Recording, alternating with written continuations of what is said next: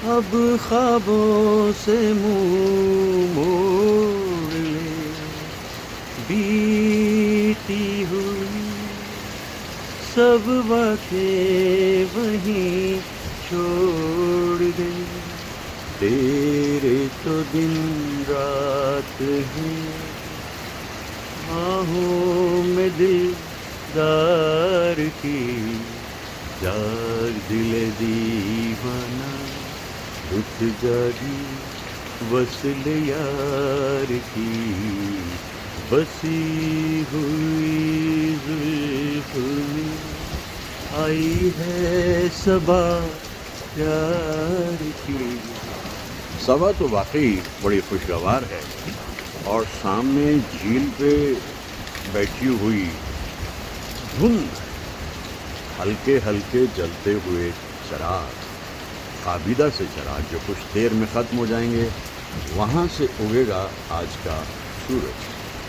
ऐसे माहौल में आकर न जाने कितने सारे गीत हमें याद आते हैं और हम उन्हें गाते चले जाते हैं। एक पत्ती चुपचाप सी शादाब सी बैठी हुई, शबनम में तेरी याद की, भीग रही होगी कहीं कली सी गुलजार की। बरस रहे हैं बादल, जबरदस्त बौछार में भीगता हुआ मैं, और सामने इतनी सारी हरियाली और उनके बीच से जाता हुआ रास्ता। दिन को शुरू करने का ये एक खूबसूरत अंदाज, आगाज है एक और दिन का।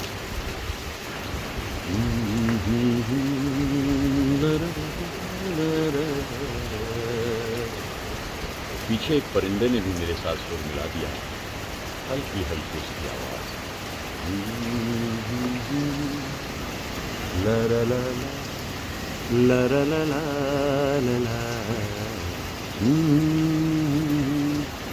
वाह वाह, प्रकृति कितनी मदद करती है हमारी जिंदा रहने में। एक खूबसूरत शहर झील के किनारे।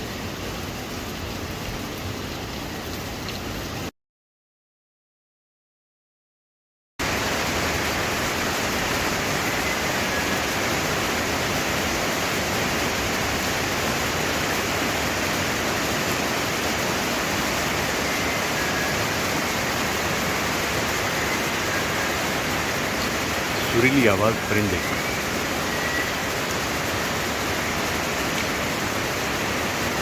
इन्हीं शाखों में कहीं बैठा है।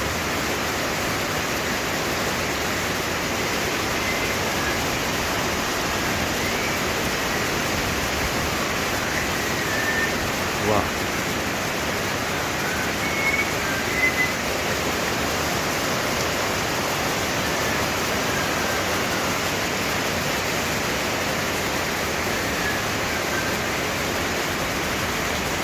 सुरीली आवाज।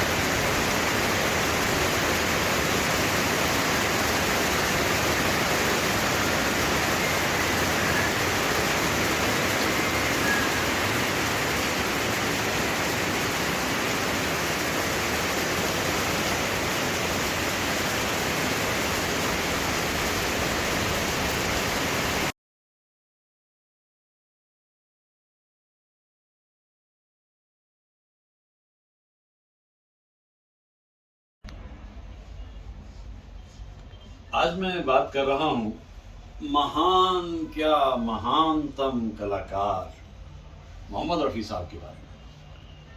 मोहम्मद रफ़ी साहब को हम बहुत याद करते हैं। 24 दिसंबर को वो उनकी सालगिरह, और 31 जुलाई वो उनकी पुण्यतिथि, और इस बीच में उनका लंबा और बहुत ही महत्वपूर्ण जीवन मोहम्मद रफ़ी साहब का।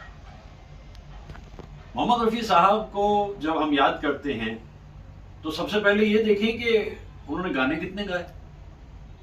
5063 गाने उन्होंने गाए।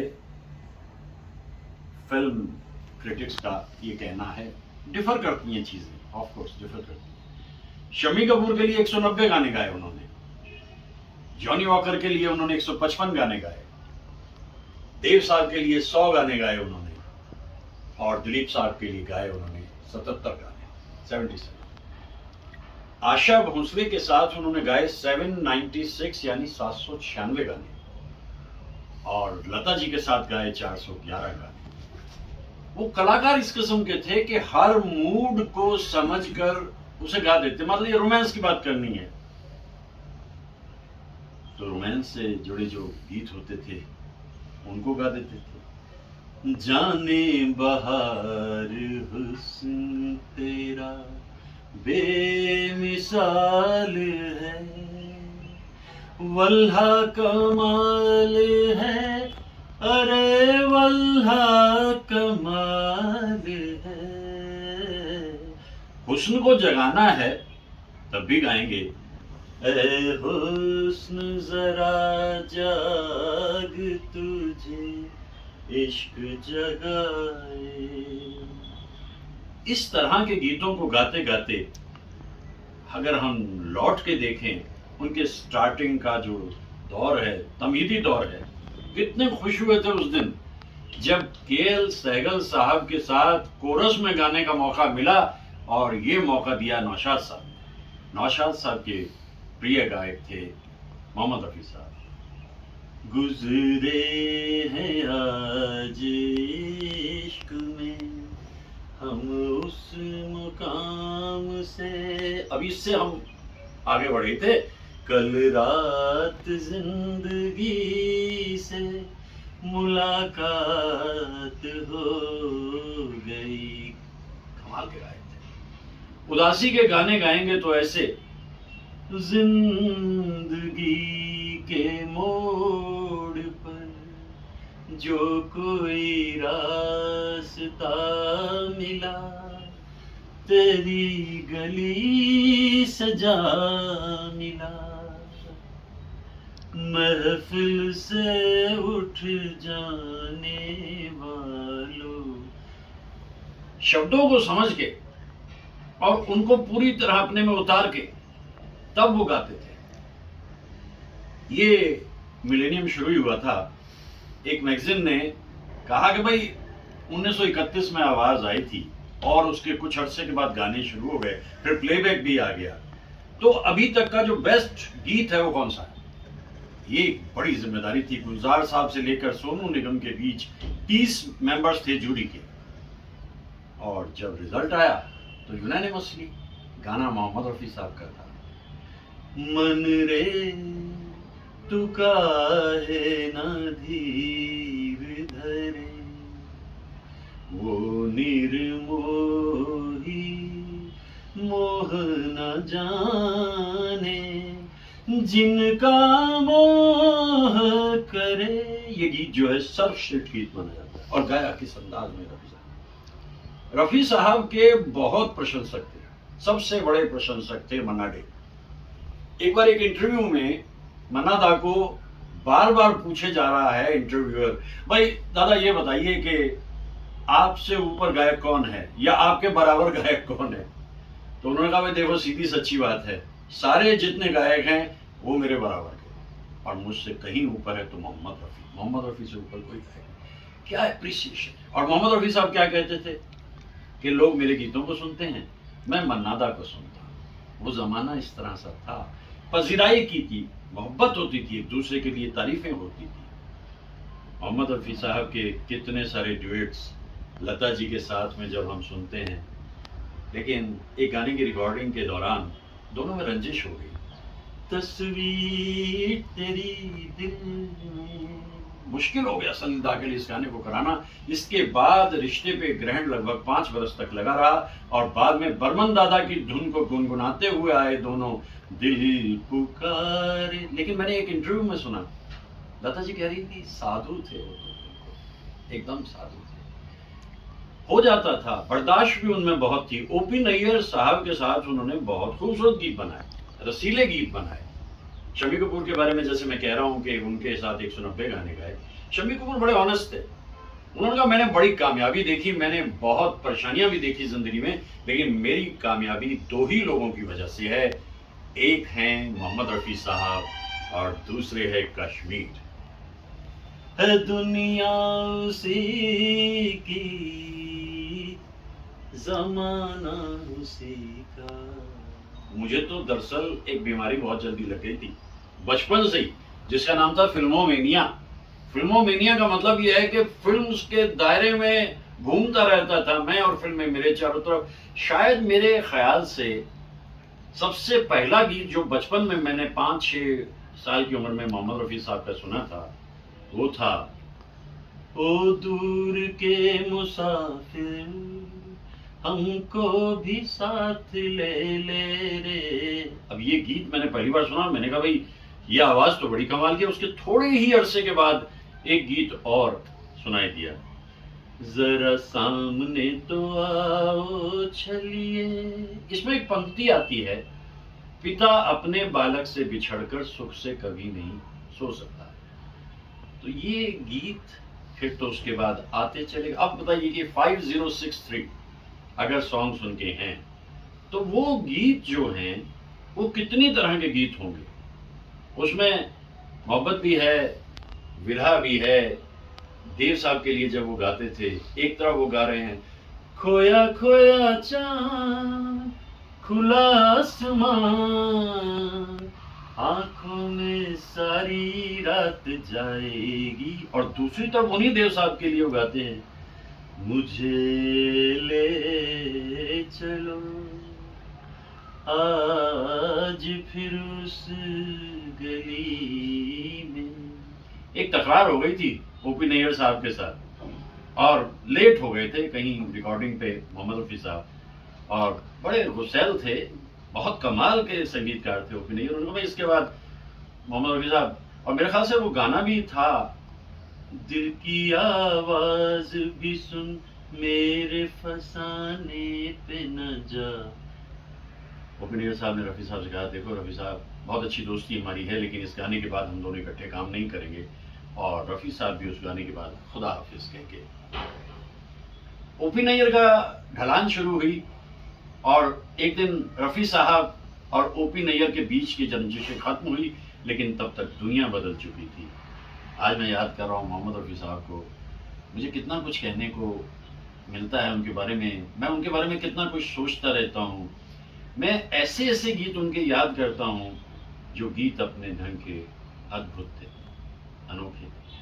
तो आज मेरा ख्याल है कि कुछ और भी हम कर सकते हैं। वो ये कि मैं गया था कोटला सुल्तान सिंह, और कोटला सुल्तान सिंह में जाके चप्पे चप्पे में मैंने मोहम्मद रफ़ी साहब के नक्शे कदम को ढूंढा था। उन जगहों पे जहाँ उनका घर होता था वो भी मैंने देखा, जहाँ जिस स्कूल में वो पढ़ते थे वो भी दिखा, जिस क्लास में वो बैठते थे, जहाँ उनके दोस्त उनसे गाने सुनते थे। मेरा ख्याल है 10-11 बरस की उम्र में परिवार लाहौर आ गया था, और कोटला सुल्तान सिंह अपने आप में आज भी वहीं मौजूद है। और अगले बरस रफ़ी साहब की सेंटिनरी है, शताब्दी है। तो अभी तो हम उन्हें 31 जुलाई को याद कर रहे हैं, लेकिन हम अगले बरस भी उनके लिए बहुत कुछ कहेंगे, सोचेंगे। मेरा ख्याल है कि मैं आपको कोटला सुल्तान सिंह लिए चलता हूं, क्योंकि वहां बहुत कम लोग गए होंगे जहां मोहम्मद रफ़ी साहब का जन्म हुआ। मुझे ये सज्जन हैं जिन्होंने उस जगह पे अपना मकान बनाया है। मैं उस ज़मीन को छू के आया था। उस स्कूल में भी मुझे बहुत लुत्फ आया था जाकर, सभी लोगों से मिलना, स्टूडेंट से, टीचर से, प्रिंसिपल से। तो अब मेरा ख्याल ये है कि हम चलते हैं कोटला सुल्तान से। चलें?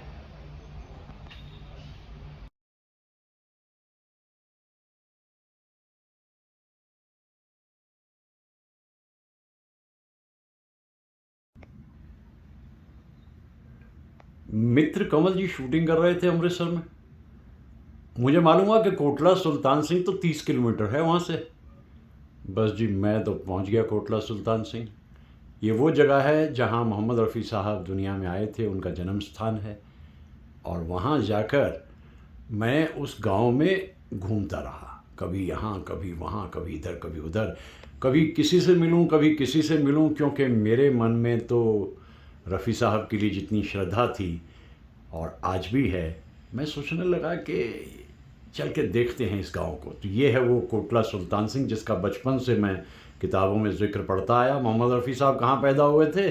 कोटला सुल्तान सिंह, हर मैगजीन में यही लिखा होता था। तो मैं पहुंच गया कोटला सुल्तान सिंह। छोटा सा गांव, तब भी होगा और अब भी था। मुझे मालूम हुआ कि वहाँ एक स्कूल में पढ़ते थे जब बहुत छोटे थे मोहम्मद रफ़ी साहब, और वो था राजकीय स्कूल, ये वाला स्कूल। तो इस स्कूल में मैं पहुंचा तो मैंने देखा छोटे छोटे नन्हे नन्हे बच्चे थे वहाँ पर। तो एक ज़माने में कभी मोहम्मद रफ़ी साहब भी इस स्कूल में पढ़ते थे, और जिस तरह ये बच्चे मस्त हैं, खुश हैं, वो भी इसी तरह से खुशियाँ घूमते होंगे इस स्कूल में। अंदर हेडमास्टर साहब से मुलाकात हुई, सिंह साहब से, तो उन्होंने ये बताया कि बस शायद तीसरी क्लास ही उन्होंने वहाँ से की थी और उसके बाद परिवार वहाँ से शिफ्ट हो गया था। तो इन बच्चों को मैं देख रहा हूँ, इन बच्चों को देखते हुए मुझे बड़ा सुख मिल रहा है, क्योंकि मैं वहाँ जब रफ़ी साहब के बचपन के बारे में बात करने लगा तो कई बातें मुझे ऐसी बात सुनने में मिली जिनका ज़िक्र तो मिस्टर गूगल भी नहीं कर पाते, डायरेक्ट फ्रॉम हॉर्सेस माउथ। क्योंकि वहाँ जो लोग रहते थे उनमें से उनके दादा नाना उन्हें बताया करते थे कि कभी मोहम्मद रफ़ी साहब यहाँ हुआ करते थे, यहाँ पैदा हुए थे। तो मैं और थोड़ा आगे बढ़ा।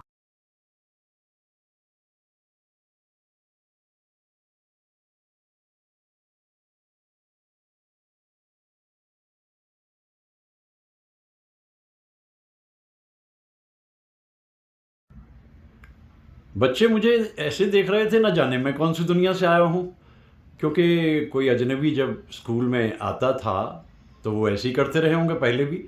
और मैं बड़ा प्रसन्न हुआ इन बच्चों के बीच में जाकर। बड़े खुश थे, बड़े खुश थे, ये तो खुश थे, मैं इनसे ज़्यादा बहुत ज़्यादा खुश था। मैं उस स्कूल में आ गया था जहाँ कभी मोहम्मद रफ़ी साहब तमहीदी दौर में पढ़ते थे। फीको नाम था उनका घर का। तो मैं और आगे बढ़ा, मैंने सोचा कि स्कूल के हेडमास्टर साहब से मिलता हूँ। और जब मैं और आगे बढ़ा तो उनके ऑफिस में पहुँचा। ऑफिस में पहुँचा तो ये बच्चे छोटे छोटे अभी भी क्लासेस से बाहर ही थे। तो कुछ टीचर उनको अंदर ले जाने की कोशिश कर रहे थे, लेकिन ये बच्चे इतने प्रसन्न थे कि ये कहीं जाना नहीं चाह रहे थे। देखिए ये बचपन की कमाल, ये इनकी मस्ती। ऐसे ही कभी रफ़ी साहब भी इस स्कूल में ऐसी मस्ती करते होंगे। मुझे बड़ी खुशी हुई यहाँ जाकर। सिंह साहब बहुत ही बढ़िया इंसान, बहुत कमाल के इंसान। उन्होंने मुझे बहुत सी बातें बताई रफ़ी साहब के बारे में कि जो उनके बुज़ुर्गों ने उन्हें बताई थी कि रफ़ी साहब यहाँ पढ़ते थे, छोटी सी क्लास में बैठे होते थे। और वो एक तस्वीर भी उस स्कूल में मुझे दिखाई दी मोहम्मद रफ़ी साहब की लगी हुई। वो उस जगह भी मुझे ले गए जहाँ पर मोहम्मद रफ़ी साहब पढ़ते थे बैठे हुए, उस सीट पे भी ले गए जिस सीट पे मोहम्मद रफ़ी साहब बैठते थे। मुझे ये भी बताया गया कि जब परिवार शिफ्ट होने लगा तो उस वक्त सारे जो बच्चे थे वो उदास हो गए, और उन उदास बच्चों ने कहा कि फीको, हम तुझे हमेशा याद रखेंगे। तो फीको ने क्या किया कि एक पेड़ के ऊपर चाकू से नाम लिख दिया, फीको। तो उन्होंने कहा मुझे याद करो तो इसको देख लेना। देखिए बचपन की खूबसूरती और संवेदनशीलता कितनी अलग होती है। और बच्चे किसी तरीके से ये मान गए कि अब जाना ही है, फीको ने तो फिर जाना ही है। इस तरह से वो अपना काम करते रहे। और फिर क्या था, लाहौर शिफ्ट हो गया था, परिवार यहाँ से लाहौर शिफ्ट हो गया था। और सिंह साहब का धन्यवाद करता हूँ कि उन्होंने मुझे इतनी सारी बातें बताई। एक तस्वीर भी दिखाई उन्होंने अलग से मुझे, किसी ने कविता भी लिखी थी। मेरा को तो ऐसा लगा जैसे मैं तीर्थ स्थान पे आ गया हूँ, एक तीर्थ यात्रा पे आ गया हूँ मैं। वाह, क्या अनुभव था मेरा वहाँ पर। पानी का गिलास मुझे ऑफ़र किया है हेल्पर ने। और फिर इसके बाद सिंह साहब ने कहा लीजिए मैं आपको वो कविता दिखाता हूँ जो कोई कभी यहाँ पर लिख कर के मेरे पास छोड़ गया था। तो ये कविता उन्होंने निकाली। सिंह साहब एब्सोल्युटली वंडरफुल ह्यूमन बीइंग, यानी एक अनजान इंसान के साथ इतनी खुशी से सिंह साहब बात कर रहे थे। और ये वो कविता है जो किसी ने रफ़ी साहब पे लिखी थी। और मैं इस कविता को देखकर सोचता था कितने सारे लोग हैं जिनके दिलों में रफ़ी साहब बसते हैं। उनके बुज़ुर्गों ने बताया था कि इस तरह से, वो देखिए मारा उस बच्चे ने उसको। यही तो बचपन है, यही तो कमाल है। ये वो ज़मीन है जिस पे एक नया घर बन चुका है। ये वो ज़मीन है जहाँ कभी मोहम्मद रफ़ी साहब का घर होता था। मैं तलाश कर रहा था वो नन्हे नन्हे पाँव, उनके निशान दिखे तो नहीं, लेकिन मैं अपने जहन में महसूस कर सकता था जब फीको लौट के स्कूल से घर आता होगा, माँ उसको खाना खिलाती होगी और उसके बाद में वो जाकर अकेले में गाता होगा, फीको की ज़िंदगी भी कितनी रसीली होगी। अपने दोस्तों के साथ घूमता फिरता रहता था फीको, और उसके दोस्त कहते थे, ओए फीको तू इस तरह करके सानू गाना सुना दे और असी तेरे जानवर चरा देंगे। मतलब तुम हम गाना सुना दो और हम तुम्हारे जानवर जो चराए जाने हैं उनको चरा के लाना है तो वो हम कर देंगे, तुम हमें गाना सुना दो। यानी बचपन से ही इतने सुरीले थे मोहम्मद रफ़ी साहब। ये वो जगह, ये वो ज़मीन जहाँ कभी रफ़ी साहब दुनिया में आए थे। ये वो जगह, ये वो घर, मतलब घर तो बदल गया, पहले ज़मीन वही थी। ये पास में एक और नया स्कूल खुल गया, ये पब्लिक स्कूल है। इसमें मोहम्मद रफ़ी साहब की इस स्टैचू को लगाया गया है और इसके नीचे सब कुछ तफसील लिखी है, लेकिन ये दूसरा स्कूल है क्योंकि ये तो अभी कुछ बरस पहले ही खुला। और इस स्कूल ने भी अपने आंगन में, अपने प्रेमाइसेस में मोहम्मद रफ़ी साहब की बुत को लगाया।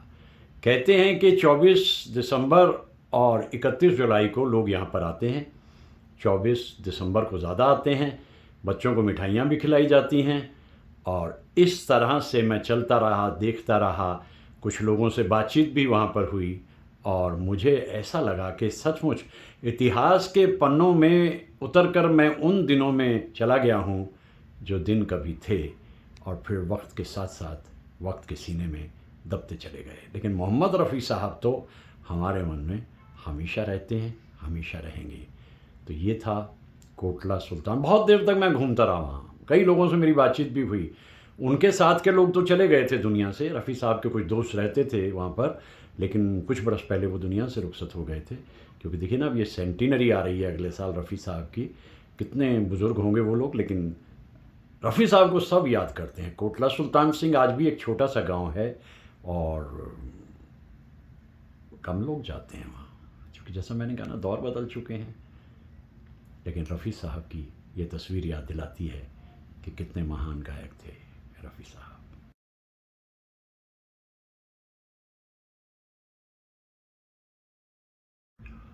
स्कूल के बुज़ुर्ग हेल्पर बलबीर सिंह जी ने बताया कि उनके बुज़ुर्ग बताया करते थे कि रफ़ी साहब की ज़िंदगी कैसी थी, क्या थी।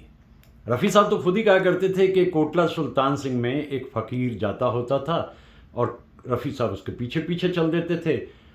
बहुत दिन तक तो ये पता नहीं लगा कि वो गाता क्या था, लेकिन मैं थोड़ा सा और आगे बढ़ा, रिसर्च की, ढूंढा, शोध किया, तो पता लगा कि वो गाता हुआ जाता था फ़कीर, खेडन दे दिन चार निमाए, खेडन दे दिन चार। छोटा सा बच्चा पीछे पीछे चलते हुए और इस गीत को सुनते हुए और अपने आप गाते हुए, मैं सोचता हूँ वो दिन क्या रहे होंगे, क्या दिन रहे होंगे। और उस फ़कीर की दुआएं भी ज़ाहिर है रफ़ी साहब को मिली होंगी, तभी इतना नाम रफ़ी साहब ने अपनी ज़िंदगी में किया।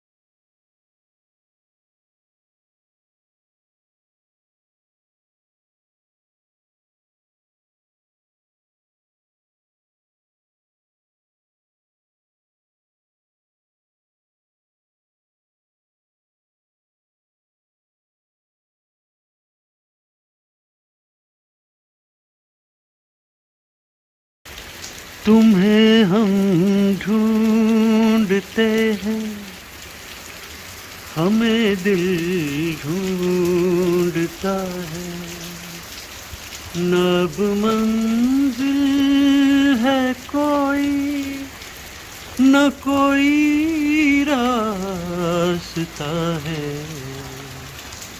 अकेले हैं चले आओ, यहाँ हो कहाँ दे तुमको, कहाँ हो अकेली। किस्मत हमें मिलने से रोकेगी भला कब तक। इन प्यार की गलियों में भटकेगी वफा कब तक। कदमों के निशान खुद ही मंजिल का पता होंगे। दीवाना हुआ बादल सावन की घटा छाई, ये देख के दिल झूमा ली प्यार ने अंगड़ाई। मोहम्मद रफ़ी साहब। मोहम्मद रफ़ी साहब के गीतों में इतनी दिलकशी होती थी, इतनी खूबसूरती होती थी। वो कोई भी गीत गा देते थे, ऐसा लगता है कि जैसे एक आबशार बहता चला जा रहा है। ऐसी आवाज़ फिर कभी नहीं आई। ऐसी जगहों पर आकर के ऐसे ही गीत याद आते हैं। है दुनिया उसी की, ज़माना उसी का, मोहब्बत में जो हो गया हो किसी का। ऐसे न जाने कितने सारे मोहम्मद रफ़ी साहब की गूंजती हुई। हम तुमसे जुदा हो के मर जाएंगे रो रो। बस भाई देखो, इस माहौल में आके ऐसे उदासी गाने गाने तो नहीं चाहिए, लेकिन उदासी की भी अपनी खूबसूरती है, जिसे कहते हैं स्वीट सलन म्यूजिक।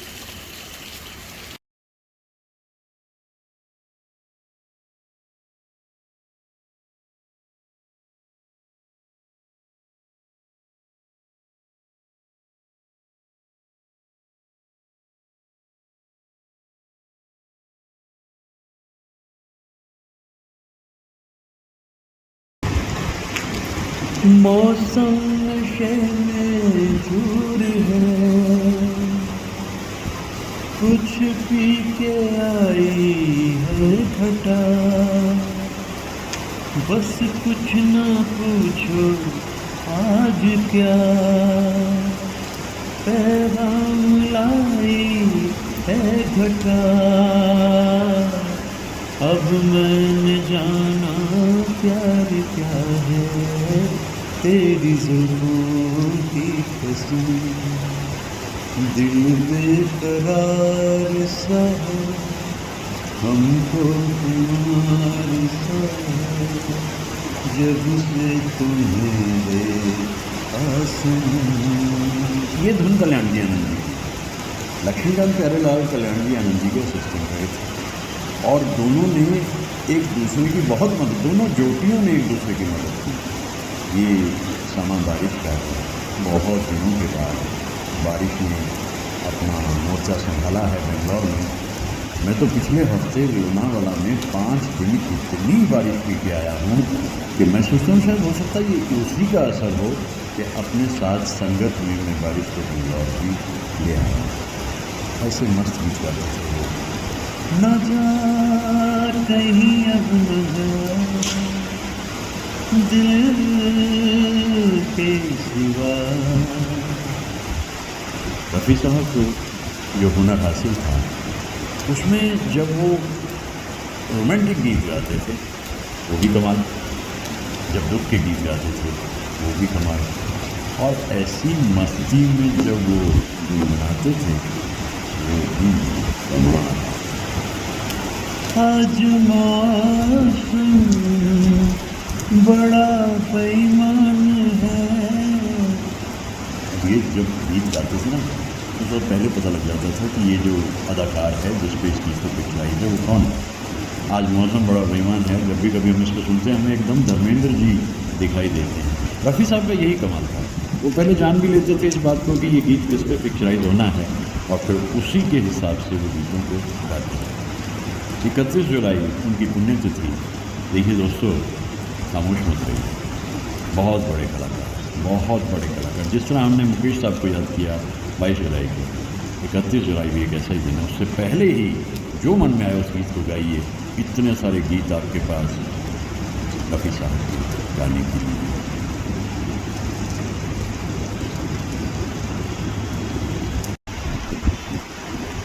बेनूर मेरी आँखें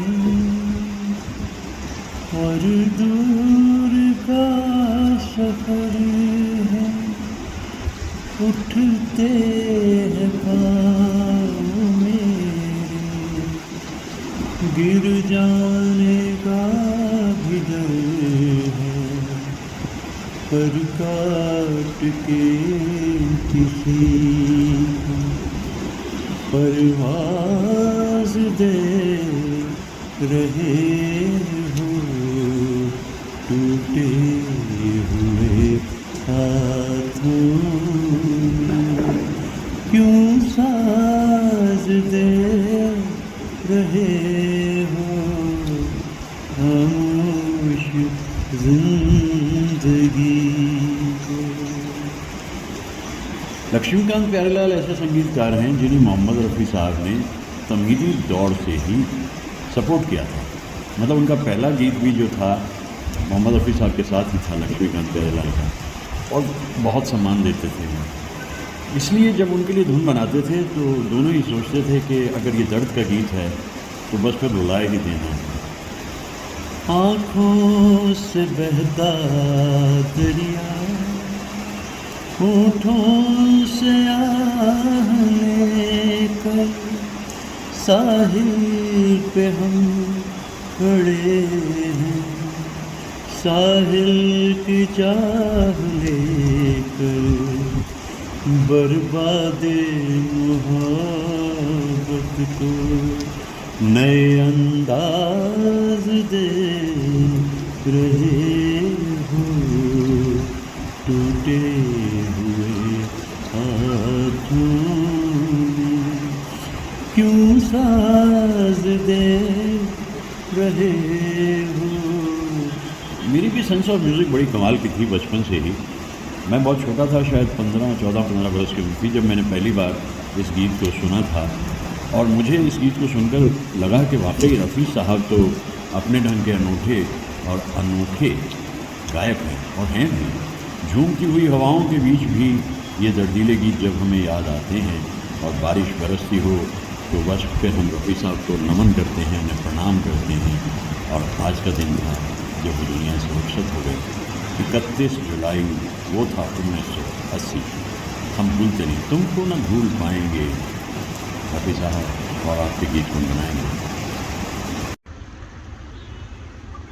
माना आज की रात है लंबी, माना दिन था भारी, पर जग बदला बदलेगी एक दिन तकदीर हमारी। उस दिन के ख्वाब सजाओ, मैं गाऊं तुम सो जाओ, सुख सपनों में खो जाओ, मैं गाऊं तुम सो जाओ।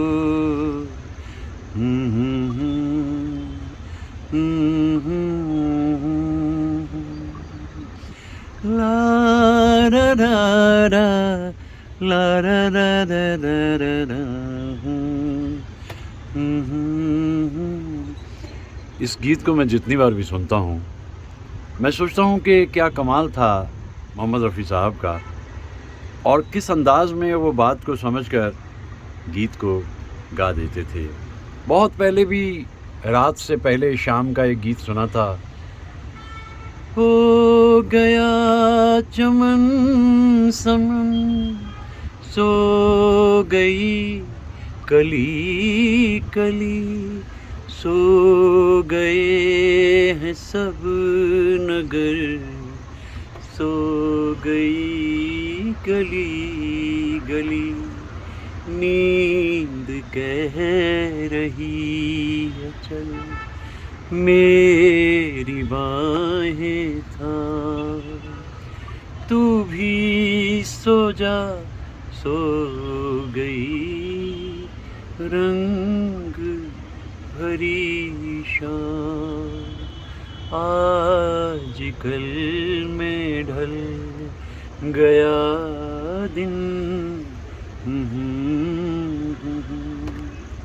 ऐसे गीत गाए रफ़ी साहब ने, दर्द के भी, खुशी के भी, विरह के भी और उदासियों के भी।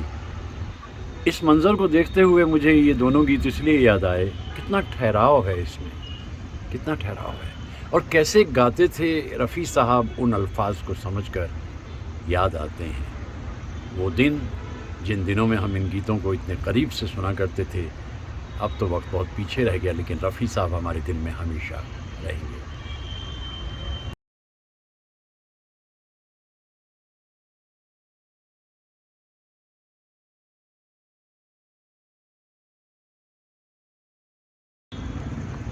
एक जादू का नाम है मोहम्मद रफ़ी साहब। आज मैं उन्हें याद कर रहा हूँ, मैं क्या न जाने कितने सारे लोग उन्हें याद कर रहे हैं। ये हमारे लिए वजह खुशी है कि शाहिद साहब ने एक म्यूज़ियम बनाया है बॉम्बे में, और मैं तो अभी तक नहीं जा पाया, जाऊँगा कभी। याद को याद रखने का कितना खूबसूरत तरीका है। बेंगलोर में हमारे मूर्ति जी अपने नाम के साथ फीको लिखते हैं। इतना प्यार, इतना स्नेह, इतना सम्मान मूर्ति जी के मन में रफ़ी साहब के लिए है। अरुण गौतम बैठे हुए हैं दिल्ली में, एक म्यूज़ियम बना रखा है उन्होंने, और न जाने कितने सारे लोग। बीजी राज साहब तो 31 जुलाई को, यानी आज, एक बड़ा प्रोग्राम बेंगलोर में कर रहे हैं। बड़ा सुरीला प्रोग्राम होगा वो। राम नागराज साहब जब गाते होते हैं महफिलों में, और मोहम्मद रफ़ी साहब के गाने वो भी अद्भुत होते हैं, उनका साथ देते हैं शास्त्री जी। ये बड़ा कमाल का हिस्सा है बेंगलोर का, जहाँ संगीत ऐसे गूंजता है। उधर बॉम्बे में बीनू नैयर साहब तय कर चुके हैं कि भारत रत्न के लिए आंदोलन चलाए रखना है, और विनोद शाह साहब के पास में कितने सारे गीत हैं मोहम्मद रफ़ी साहब के। इधर पराग डिमरी साहब नोएडा में, और अनिल रतिन साहब के पास कितने गाने। मैं ये वो नाम ले रहा हूँ जिन लोगों को मैं जानता हूँ, जो मेरे दोस्त हैं। इतना जुनून उनके दिल में और जोश उनके दिल में मोहम्मद रफ़ी साहब के लिए रहता है। तो अपनी बात को हम ख़त्म किए लेते हैं। आपके हसीन रुख पे आज नया नूर है, मेरा दिल मचल गया तो मेरा क्या कसूर है। ऐसे इंसान धरती पे एक ही बार आते हैं। जिस तरह इस दुनिया में एक ही कोहिनूर है, एक ही ताजमहल है, एक ही लता मंगेशकर जिनका नाम हमेशा रहेगा वक्त के सीने पे लिखे एक हस्ताक्षर की तरह, उसी तरह मोहम्मद रफ़ी साहब भी इस दुनिया में कमाल ही करते चले गए। कितना सम्मान था मोहम्मद रफ़ी साहब के दिल में अपने गायक दोस्तों के लिए, जो उनके साथ साथ इस दुनिया को सुरीला बनाते चले गए। ये दिन था, रात का लगभग 10:30 बजे का वक्त था। दिन में ही तबीयत ख़राब हो गई थी, 10:30 बजे करीब रुखसत हुई। और अगले दिन जब सुपुर्दे खाक होना है तो आसमां बरस रहा था जैसे समंदर बरस रहा हो। इतनी बारिश थी बॉम्बे में। तुम मुझे यूँ भुला ना पाओगे, और जब कभी भी सुनोगे गीत मेरे, संग संग गुनगुनाओगे। जी हाँ, हमेशा दाएं